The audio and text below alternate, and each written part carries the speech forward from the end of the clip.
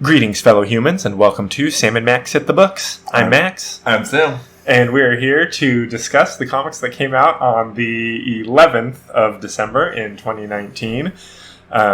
Nothing was dropped officially, although just a reminder that we did drop Superman. The new issue of that came out this week, where his identity was revealed, but we will not be discussing that here. Cool. Instead, we will start with the third issue of The Batman's Grave by Warren Ellis and Brian Hitch. And so it turns out Batman's Grave is an anthology series, looks like.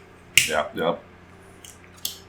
It's we had our 2-issue thing with the weird, creepy under-the-bed murderer guy, and now this issue is going to be the first part of a weird murder mystery. Like, this is a murder that the police were done with, but then Gordon recognized one tiny detail that didn't make sense. The guy committed suicide with the wrong hand, so Batman had to come in to investigate.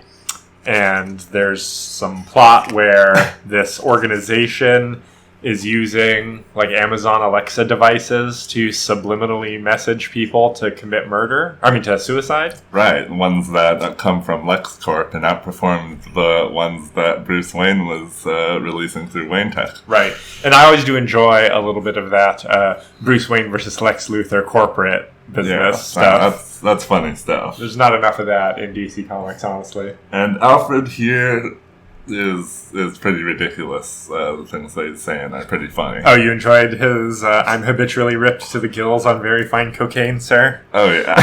Batman just gives him that look. It is funny, in every issue, Alfred has either been drunk or been talking about drugs. This is the most Warren Ellis-y comic ever. And it is also interesting that I guess this might be a thing, is that as Batman is investigating all these crimes, we're going to always see him go into a little mind palace and sort of put himself in the mind of the deceased to figure out what happened. Doing the Sherlock thing. Although this time he did not appear to be doing it in his, because the first time he had like a 3D, he had holodeck. It wasn't the mind palace the first time, it's true, he had a holodeck. Right, which he took a bunch of pictures and had the holodeck projected around him. And yeah, this time he's just sitting on some steps deep in thought. But yeah, so it's investigative, and this issue doesn't seem to be as hard on the concept of Batman as the earlier issues were. Yeah. So I'm having an alright time with this. I think I'm going to give this a 6. I'd also give it a 6. I thought it was pretty alright. The art's okay. Hitch is occasionally not the most dynamic to me, but it's pretty good. It's pretty good. I agree. Next, we're going to be talking about Fantastic Four, issue 17, Dan Slott, and that's a lot of artists. there's a lot of artists on this. It's Lucino Vecchio, Carlos Magno, Bob Quinn, and Sean Isaacs. Yeah, he's the usual artist for the series. Right. Man, this issue must have been a rush job. Must have. And I guess it makes sense. I mean, the stuff in the past does look different from the stuff in the current. A different color palette, for sure, and just overall different tone as we're seeing the fall of this perfect society as they irradiate their people with the cosmic rays in order to fight the evil impending threat of the Fantastic Four one day coming here. And anybody who comes out monstrous, yes, undesirable, gets sent to Low City. Find out about a lot of that. Pretty entertaining, and them climbing up from Low City to the Upper City with Benjamin Grimm. It's a good moment. It's a good Ben Grimm moment for him to be riling all the troops and having to literally climb out from the sewers. Yeah, the Ben stuff is the best stuff by far. His characterization is on point. The Reed stuff, I shouldn't swear. I also like a lot in this one.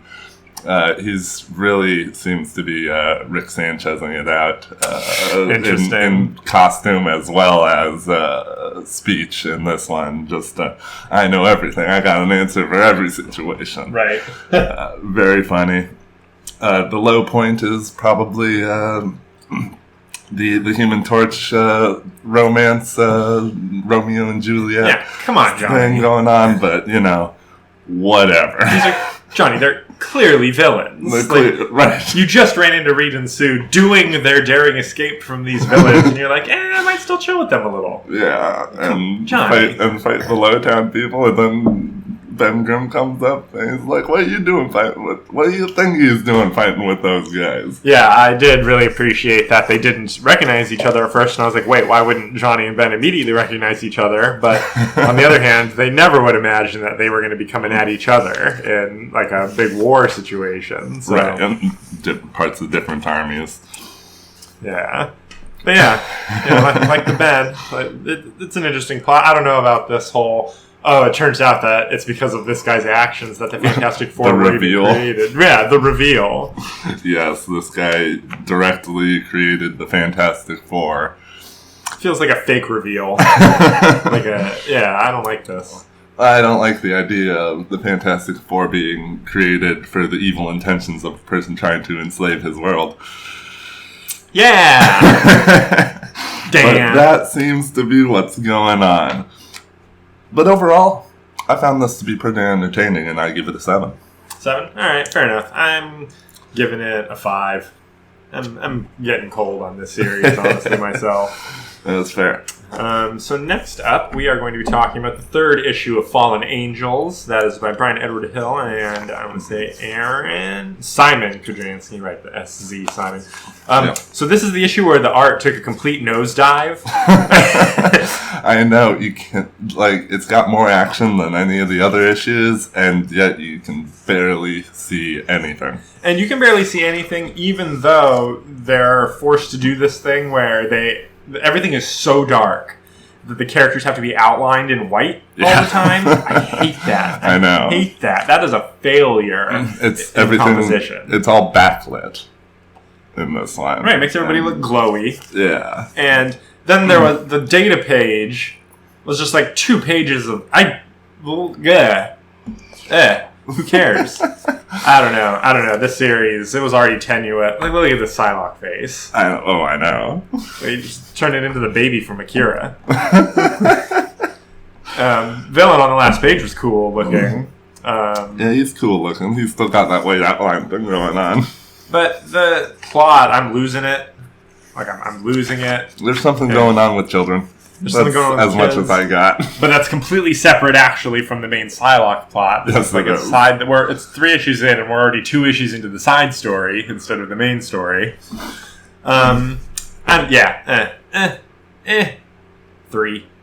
I'd actually give this one a 2. Yeah. This one just is not resonating with me at all. Yeah, this one's really on the edge. I don't know how much longer we're going to stick with Fallen Angels. Right? But now we're going to be talking about issue 3 of New Mutants. Now, this one is by Ed Bryson and Flavino. Just Flavino. Flavino. Yeah, I didn't realize that Hickman was going to be off of this book already. Yeah, I found that interesting. The other interesting thing is we're following different mutants in this one. Different new mutants. Which makes you wonder if this book is going to be like alternating arcs, and it's going to be like Hickman writing the space stuff and Brisson writing this ground team stuff. Right. Maybe. Armor and Boom Boom and Glob. Yes, and I liked these ones. I liked this one overall more than I liked the other 2 issues of New Mutants. I can agree with that. Armor is pretty cool. I wondered what her power was going to be, and then I got to see that when she's doing her power, she looks a lot like Glob, which I thought was funny. Right, that is a good point. Boom Boom's on this one. Everybody knows Boom Boom by now. Cool character. Yeah, Tabitha. She's not dumb, but she act dumb. She act dumb, but ends up being clever and funny. Right, I love her since Next Wave. Yeah, and good look too. Agreed. Those glasses. Yeah. And the data pages in this one were interesting. I wonder why Omega House is redacted. That must be where Quentin Quire lives or something. Right. And this is one where we get to see a little bit of the benefits of the New Mutant Society and their medicines and how it can help the humans. Yeah, it's interesting that they specifically mentioned that this disease they have to develop a Krakoan cure for. It's not like the initial Hickman run indicated there's like Krakoa makes 3 drugs. One's for sickness, one's for mind illness, one for aging. That's true, like the all cures. Right, and this is much more like, oh, okay, but actually, like for some illnesses, we have to develop something. Right, and just engineer it. Yeah. But they do it, no problem. No problems there. And Angel and Beak show up, and people love Angel and Beak, and they're just never that interesting. They're from the Morrison run originally, and it's just like, eh. Yeah, Beak, he's a real freak-looking guy. Yeah, rough for him. Rough for him. That's true. And, it ends with a cliffhanger because Angel and Beak, I guess it's their kids. Yeah. Their kids get captured by some gang human weirdos. We'll find out what that's about. So, I'd give this one a 6. Yeah, I think it's a 6. I agree that it is slightly better than the Hickman New Mutants has been, weirdly. All right, so we're going to move on to issue 28 of The Immortal Hulk. That is by Al Ewing, along with Tom Riley and Matthias Bergara. Right, Joe Bennett is not doing this one. He's not on this one. And this issue continues the Hulk's war on corporate... Roxxon and corporate American culture. Yeah. And we kind of get this point of view character of this cop? Security guard. So Roxxon security guard who has this weird arc where he's afraid of his daughter now because she has purple hair and is on her phone a lot and doesn't smile as much as she used to. Yeah. And because of that, he decides when he sees her in the crowd of protesters that he is facing off against, that's what makes him decide he should take the shot. Yeah. And the book is setting up for you to think like, like he's going to kill his daughter and that's the thing. And then Hulk shows up and saves her from him doing that. He still took the shot at his daughter, but yes, yes he did. Then Hulk is there. With the smoking bullet wound. And a smile. And we get a lot of Dario Agro, the Minotaur, interacting with his toadies and crushing heads, reacting to their various levels of groveling to him or not. Yep. And some of it's mildly entertaining. Yeah, it can be funny. Comparing this to what Immortal Hulk was, it's true. This is crazy. A very, very different plot that's going on right here. This isn't even a horror story anymore. That's true. We could get a lot more gruesomeness out of that head crushing. Come on, Joe Bennett. Come back. And I don't know which of the two artists this is, but like the line is very thin on all of this artist's work. And then the other artist is like the thickest black line like ever. It's very... The contrast, I know. Yeah, not complimentary, really. No. That being said, I love Hulk's smile. I love Hulk's smile through all of Immortal Hulk. Yeah. Yeah, the evil smirk of Hulk. Yeah, it's well, I do like the plot twist where it turns out that Roxxon is the one manufacturing and making money off of the Hulk masks. So at least we're getting a little bit of interesting commentary in there about how even these rebels who really think they're rebelling against the corporate culture are, they're still buying their masks for $5 a pop online and lining the pockets of the corporate overlords. So oh yeah, there's a lot of stuff being said here, and it's just not the book we were sold. No, it's true. We want it to be what it was, though it's not that this is bad. And it's just not as good. We'll get back to that. Yeah. But yeah, this is a 5 for me. It's a 5 for me as well. Now we're talking about issue 19 of Hawkman. Robert Venditti and Pete Olaf are still doing this one. Yep. And this is the continuation of the Sky Tyrant arc. Hawkwoman is now in the fray, and she's fighting Sky Tyrant throughout this issue. She beats him pretty handily, which is cool. You don't expect Sky Tyrant to be better. Hey, real quick. So I know we're pretty much Hawkman neophytes. We don't know much more about Hawkman than what we've learned in the pages of this comic. Yep. But this is the first time I've been confused in that there appear to be two Hawk ladies that I always assumed were the same person in different realities, but it now seems like Hawkwoman is separate from Hawkgirl. Right. Yes. Who's currently active with the Justice League. And it seems like Hawkgirl is not the one that Couture, Deathbringer, the original Hawkman, met and was convinced by to turn good. Right.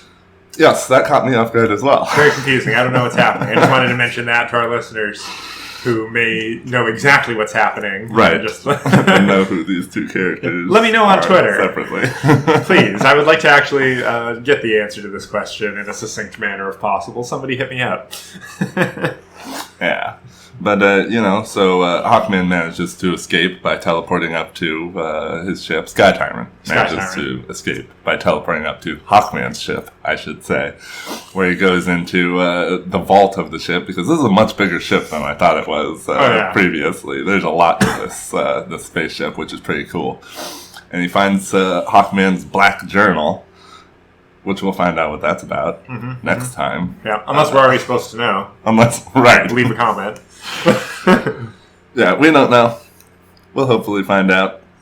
This is okay. It's not the best arc that we've had. But this issue, I feel like, was a little bit more entertaining than the Shadow Thief stuff that was going on. So, I'd give it a 6. Yeah, it does feel like we're treading water in this, because Hawkman has to be Sky Tyrant right now because he's involved in the Batman Who Laughs events. It's a problem when the main character of a series is turned into somebody else. Right. So yeah, I also am going to give it a 6. But I'm hoping that we get to some more real good Hawkman again soon, because those first 13 issues were so good. Good. At this point, I'm just buying, hoping we can get back. It's like Hulk. Like, where's our Indiana Jones with wings? Right, exactly. So next, we're going to be talking about issue 7 of The Goon.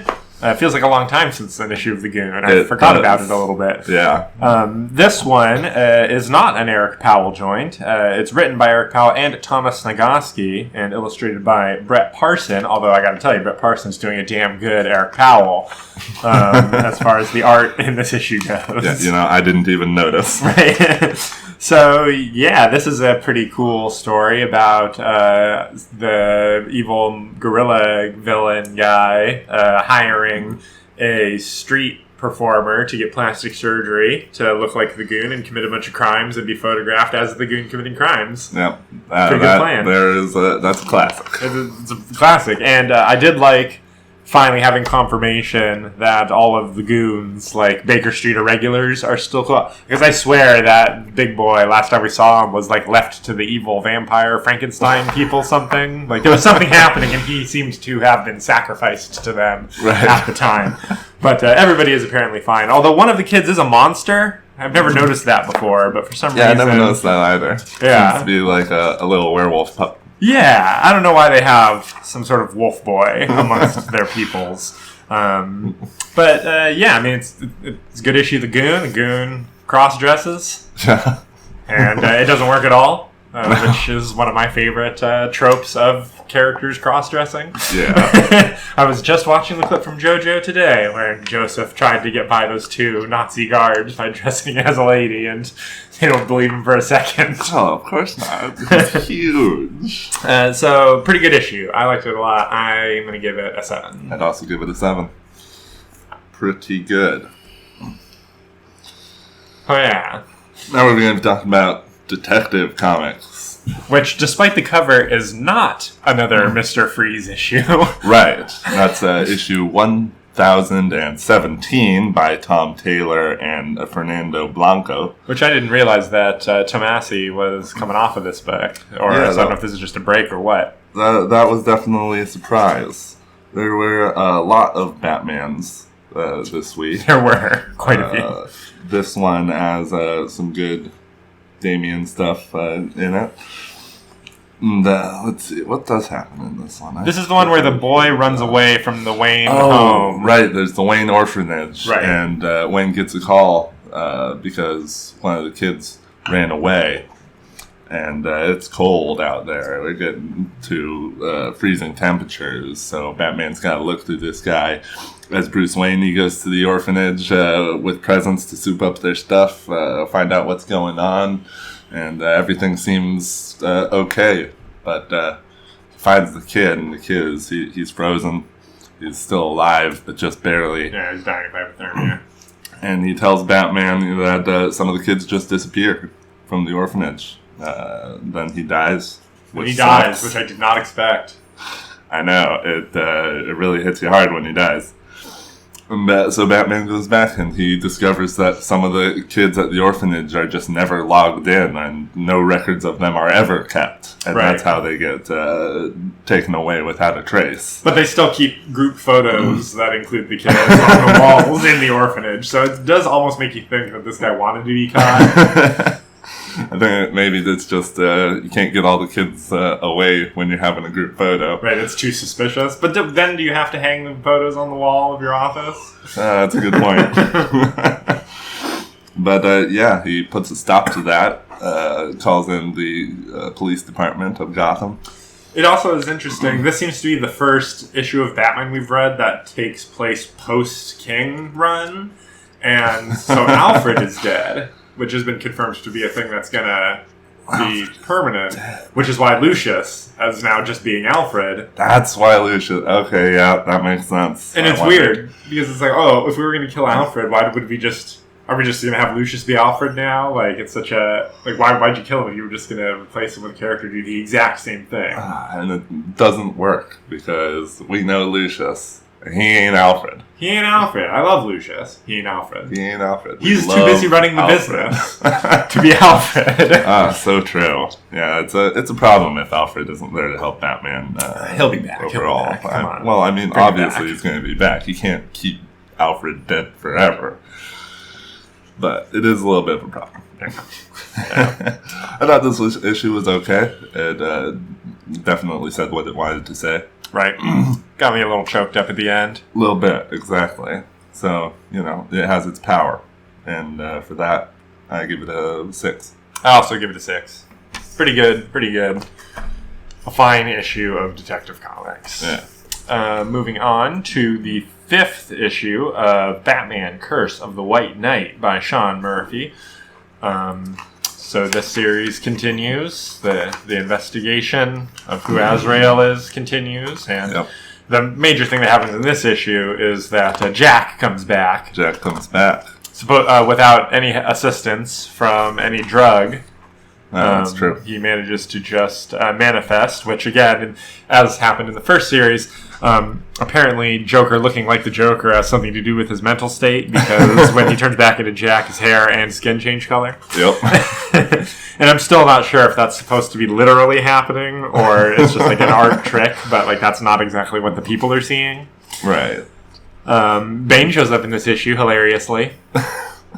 Yeah, but he gets his head cut off right away. He gets his head totally chopped off. Right after off. giving his speech about how the exposed tube by his neck is a challenge. A challenge, yes.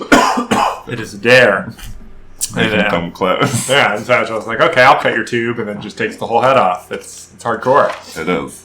And, then Azrael dons his new suit, the suit he was going to wear after he finished taking out Batman and become the new Batman. His Batman suit.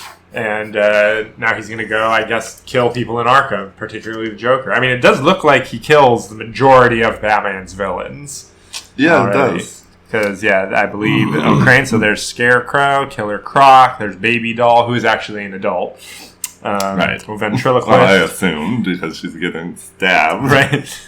Penguin. I don't know who a woman named Sutton is. And then Two-Face and Riddler. Yeah. All get flaming sworded. Oh, yeah. Is this the one where Azrael explains his sword in his sheath? Yes, it does, how his sword is coated in napalm. Yeah, and he has a button on it that ignites it. Right, he has one of those little lighter button things for lighting the grill. Yeah.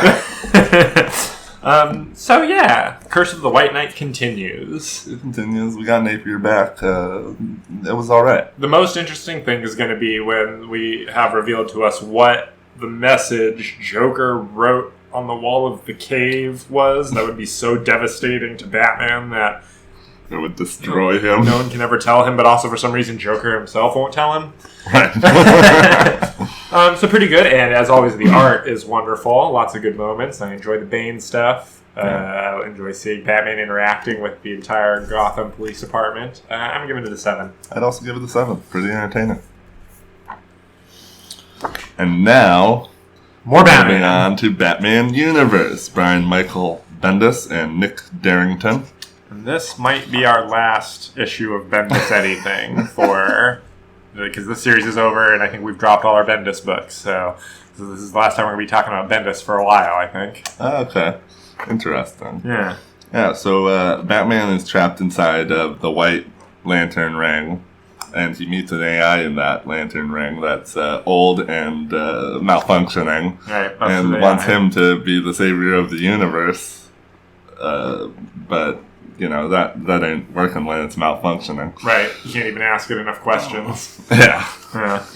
So he fails, and so the ring goes to Randall Savage and decides that it's going to have him be its thing, but he just gets trapped in there.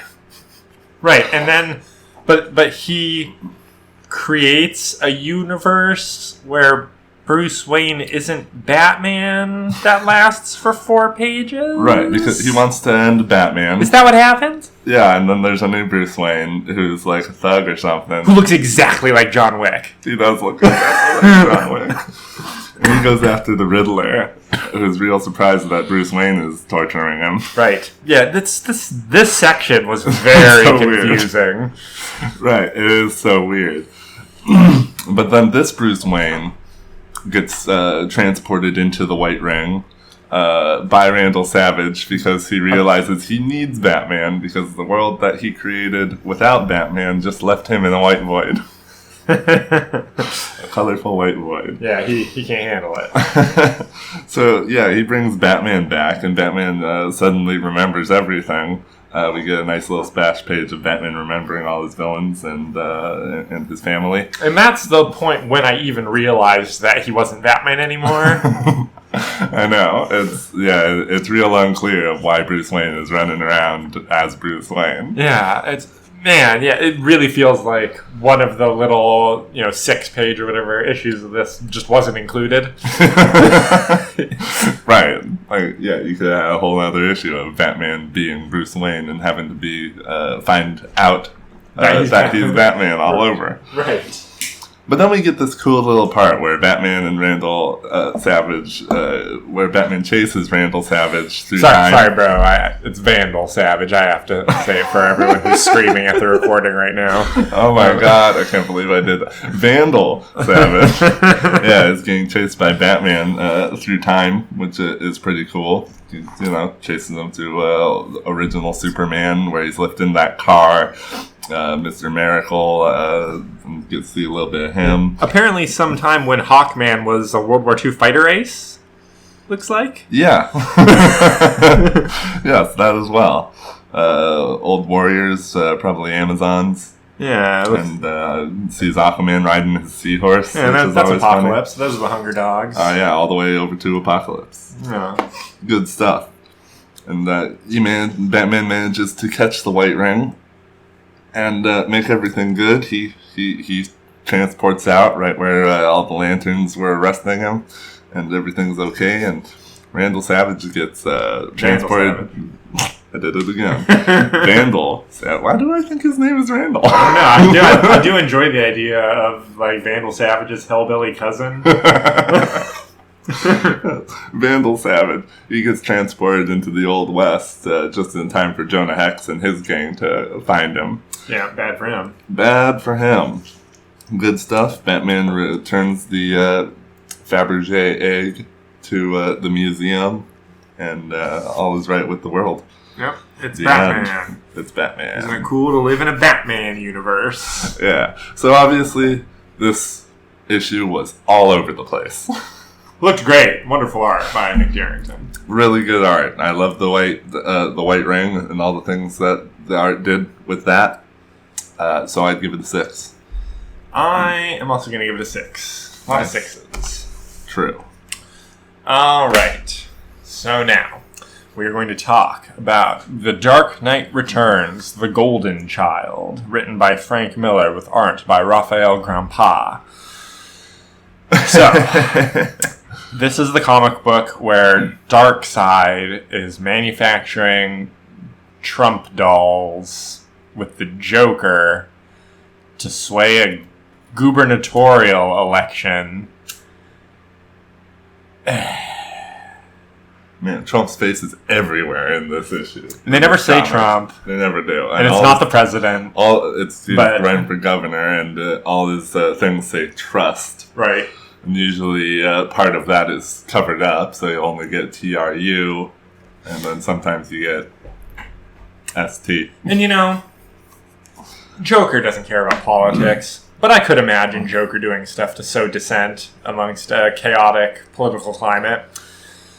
But having Darkseid literally be there in the room while they're, running their pollster operations and shit. Have Darkseid show up. He can be influencing shit, and then, when he comes back later and is in all, this weird galactic form and is acting very godly, that's all fine and good, and I enjoy all the action in this book. The actual fight between Laura and Jonathan and Darkseid is very cool. Yeah. But, man...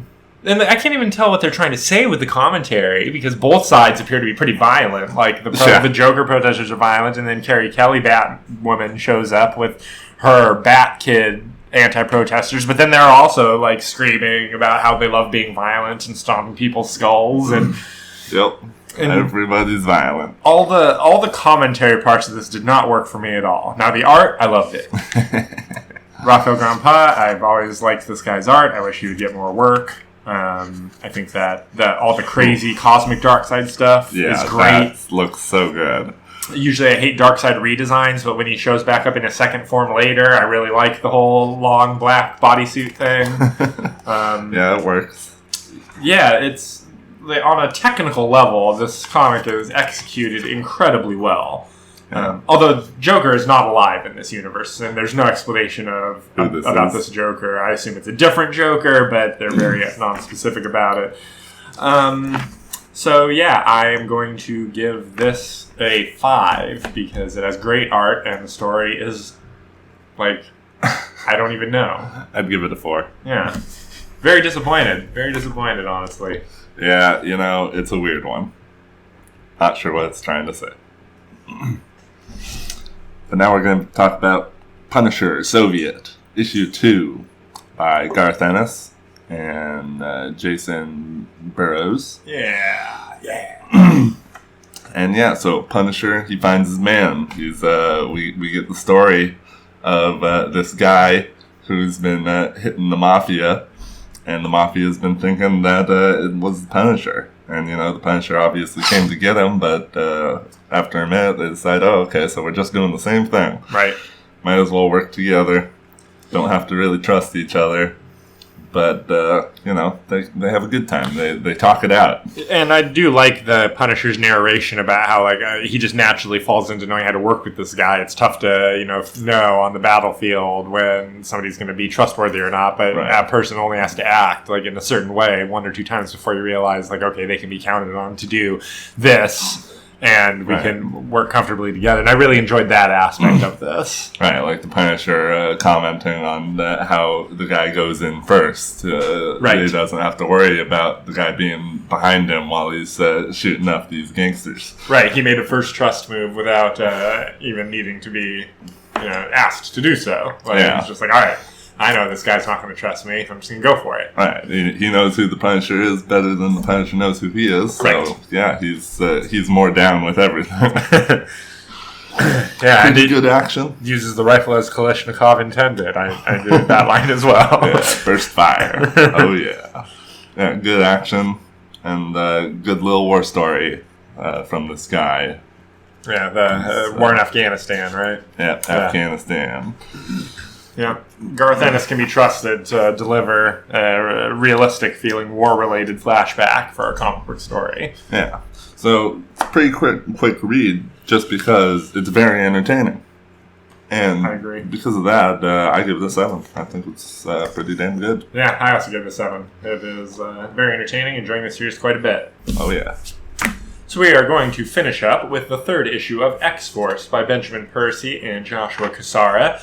And X-Force, unlike all the other X-Books, continues to rock and roll. Really, yeah, it really delivers. You got your Wolverine and Quentin Quire rescuing Domino, who's super fucked up. Oh, yeah. And I kept waiting for the moment when Domino was going to be like, just axe me and revive me on Krakoa later. Because, like, I'm no good.